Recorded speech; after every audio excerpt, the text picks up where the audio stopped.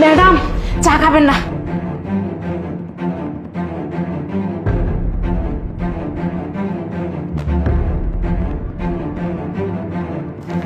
তিশা, তোমার জন্য আমি স্পেশাল ভাবে চা বানিয়ে নিয়ে আসছি।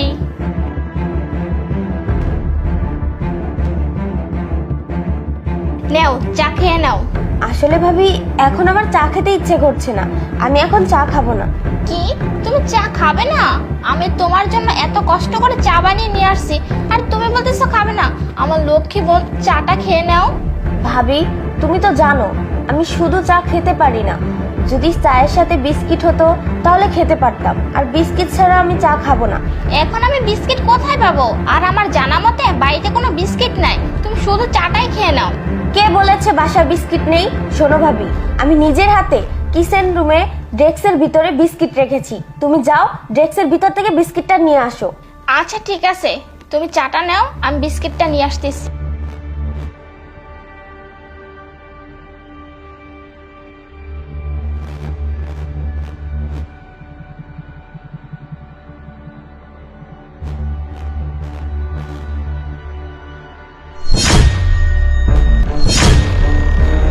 চায়ে বিষ আছে? কি ব্যাপার তিশা, তুমি যে বললে কিচেনে বিস্কিট রাখা আছে, কোথায়? আমি তো বিস্কিট পেলাম না।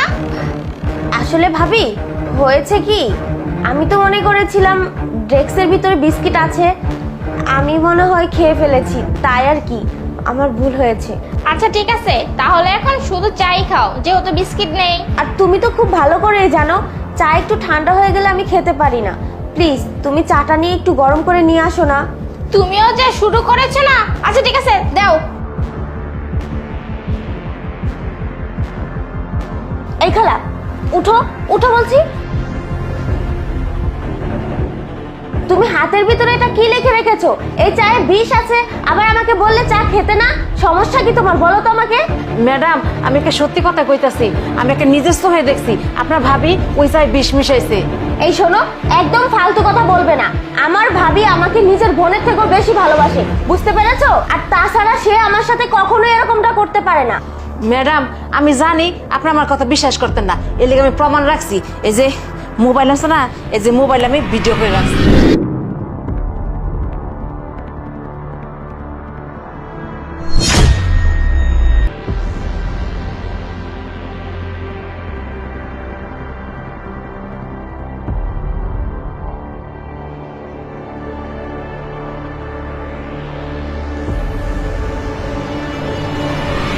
এই যে তোমার চা গরম করে নিয়ে আসছি।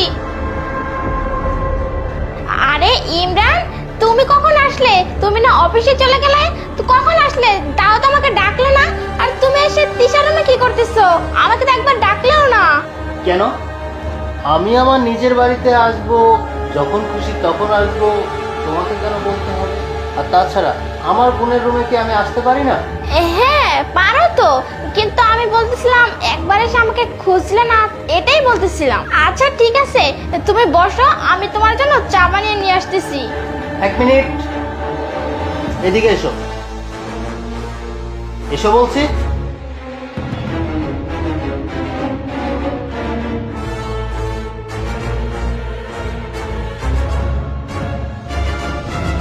তুমি আমার বোনের জন্য এত যত্ন করে চা বানিয়ে নিয়ে আসছো, সে চা নিয়ে আবার চলে যাচ্ছে কেন? চাটা দিয়ে যাও, এটাই আমি খেয়ে নিই। না না ইমরান, তুমি এটা কেন খাবে? আমি তো এটা তোমার বোনের জন্য বানিয়ে নিয়ে আসছি। আচ্ছা তুমি ওয়েট করো, আমি তোমার জন্য এখনই বানিয়ে নিয়ে আসতেছি। আরে দাঁড়াও, তুমি তো চাটা বানিয়ে নিয়ে আসছোই, সেটা আমার বোনের জন্যই হোক, তো এই চাটা আমি খেলে প্রবলেম কোথায়? তা আমাকে দাও। হ্যাঁ আরে তোমার তো বলছি যে এই চা তোমাকে দেওয়া যাবে না, আমি তোমার জন্য নতুন করে চা বানিয়ে নিয়ে আসতেছি। শোনো, তোমাকে কষ্ট করে যেতে হবে না। আচ্ছা একটা কাজ করো, এই যে এই চাটা তো তুমি আমার বোনের জন্য বানিয়েছো, তুমি একটা কাজ করো, এই চাটা তুমি খাও। না না, আমি এখন চা খাবো না। একটা কাজ করি, তোমরা এখানে ওয়েট করো, আমি তোমার জন্য চা বানিয়ে নিয়ে আসতেছি। চুপ, একটা মিনিট। আচ্ছা এমন কি স্পেশাল আছে এই চায়ের ভিতরে যে সেটা শুধুমাত্র তোমার বোনই খেতে পারবে, তুমিও খেতে পারবে না? তুমি একটু খাও। হ্যাঁ না না, আমি খাবো না। খাও। আরে চাই বিষ আছে। এই তো এতক্ষণ পরে আসল কথা বেরোবে। এই তার মানে তুমি এই চায়ের ভিতরে বিষ মিশিয়েছ আমার বোনকে চিরতরে বিদায় করার জন্য। কিন্তু কেন? আমার বোন তোমার কি ক্ষতি করেছে যে যার কারণে তুমি চায়ের ভিতরে বিষ মিশিয়ে আমার বোনকে মারতে চেয়েছো? বলো, কি ক্ষতি করেছে বলো? কেননা আমি তোমার বোনকে সহ্য করতে পারি না, বুঝতে পারছো? আমি যখন এই বাড়িতে বিয়ে হয়ে আসছি তখন থেকেই তোমার বোনকে আমার সহ্য করতে হয়। সব সময় তোমার বোনের ফরমাস খাটতে হয়। কেন, আমি কি এই বাড়ির চাকরানি যে তোমার বোনের ফরমাস খাটবো? ভাবি, তোমার চোখে আমার প্রতি এত ঘৃণা, এটা তো আমি কখনো আশা করিনি তোমার থেকে। আমি তো সবসময় তোমাকে আমার বড় বোনের মতো ভেবেছিলাম, আর আমি এটাও ভাবতাম তুমি হয়তো আমাকে তোমার ছোট বোনের মতো ভালোবাসো। আর আজকে কিনা শেষ পর্যন্ত আমাকে, ছি, আমি এটা কখনো তোমার কাছে আশা করিনি। তোমার যদি এতই আমাকে অসহ্য হতো তাহলে আমাকে বলতে পারতে, আমি এই বাড়ি থেকে চলে যেতাম, হোস্টেলে গিয়ে পড়াশোনা করতাম, এ বাড়িতে থাকতাম না। কেন করেছো এটা বলো আমাকে, কি অপরাধ ছিল আমার? ভাবি, ভাইয়া, ঠিক আছে, সমস্যা নেই, আমি আর এই বাড়িতে থাকবো না, আমি এখনই চলে যাচ্ছি, হোস্টেলে গিয়ে পড়াশোনা করব। তোমরা ভালো থেকো। দাঁড়া বোন, তুই কোথাও যাবি না, গেলে ও যাবে। তুমি কি ভেবেছিলে আমার বোন আমার বাসায় থাকবে না, আমার বোন হোস্টেলে গিয়ে পড়াশোনা করবে, তাই না?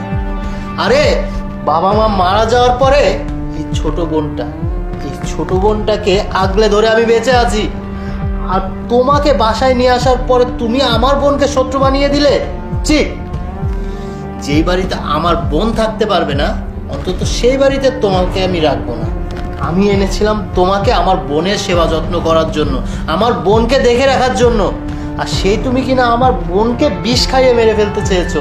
ঠিক, শোনো, তুমি এখন এই মুহূর্তে এখান থেকে চলে যাবে। চাইলে আমি তোমাকে পুলিশে দিতে পারতাম, কিন্তু সেটা করলাম না। যাও, বের হয়ে যাও, যাও বলছি। ভাইয়া, তুমি কাজটা ঠিক করলে? এটাই ঠিক ছিল, তুই চিন্তা করিস না।